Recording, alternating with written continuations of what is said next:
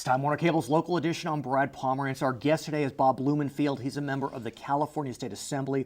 And so I want to talk to you about the fiscal situation here in the great state of California. I know that your party, the Democratic Party, was working very hard to pass a budget. The reason I say that, it needs to be passed by majority vote now, right, with the new legislation or proposition passed. Talk to me about the budget. Do you see it as balanced? Your friends on the Republican side say no. Oh, if they say no, they're just not reading the numbers correctly. It is a balanced budget, meaning that at the projected revenues match the projected expenditures. What's different about this budget is it relies upon the assumption that the people are going to pass an initiative that will raise revenues. And let's talk about that. But I want to be real clear about something.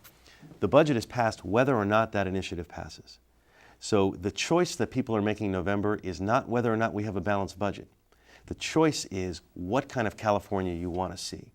Because we had to balance a $16 billion deficit and make some cuts, and we wanted to make it half cuts and half revenues. The cuts portion of it, we wanted to try to protect education, because that is the #1 priority for most folks. Right now, with the budget that was passed in June, there are no cuts to education because you are looking towards November for the initiative on the ballot. I believe it's now Proposition 30. Proposition 30. And let's talk about that. It would increase sales tax by 1/4 cent for 4 years, increase income taxes on the wealthy for 7 years. The polling has been a little rocky. I mean, it's polling over 50%, but you know, there's been no ad campaign either way. Sure. So what's your sense? I mean, you talk to your voters. Absolutely. I mean, and this is about educating people. I mean, and people have to understand the context. In order to protect education from the cuts, and it's almost impossible to make these kind of cuts without cutting education, because education is almost 60% of our budget. By definition, Proposition 98, 43 cents out of every general fund dollar goes to K-12 education, another 12% or so goes to higher ed. Let's talk about the mood of Californians, because the state has not passed a tax initiative statewide since 2004. In June, there was an initiative on the ballot dealing with cigarette taxes. It's not North Carolina, we're not Kentucky. It failed. I mean, if Californians aren't even willing to pass a tax for cigarette smokers, do you think they're ready to pass a tax on themselves for everyone? Well, the cigarette tax had all sorts of other issues in terms of where the money was going. It was dedicated. People were concerned about it. It was dedicated, but it was also, there was a lot of issues in terms of out-of-state spending. I don't want to relitigate the cigarette tax, but I don't think it is an appropriate surrogate for what's going on here. You don't see it as a harbinger? No, not at all. I mean, I think what's the harbinger is people have been looking at the cuts that we've made.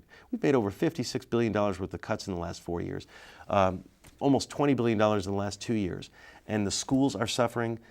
People are seeing the increased class size. They're seeing the impacts every day, and that's not the California they want to live in. What's pretty remarkable is the Cal State system has announced that they are waitlisting everyone that applies this fall until they know what's going to happen with the tax initiative. I mean, that's remarkable. This is the Cal State system. This is the home of Cal State Northridge, Cal Poly San Luis Obispo, Cal Poly Pomona, Cal State Long Beach, some of the finest institutions around. The impacts of this initiative and of having to balance a budget by making an all-cuts budget, which is what, if you vote no on this initiative, you're saying you want California to balance all cuts, which means it means putting a bullseye on education. And the governor has said he will pull a trigger on a trigger cut if it doesn't pass the Proposition 30. I think it's about $8.5 billion, is that right? Right. So it is severe, it is serious from one point of view, and you're talking to your voters about it. It's serious and it's cumulative. It's on top of everything that we've done. Bob Blumenfield, thanks for joining us, member of the California State Assembly. I'm Brad Pomerance. Thanks for watching Time Warner Cable's local edition.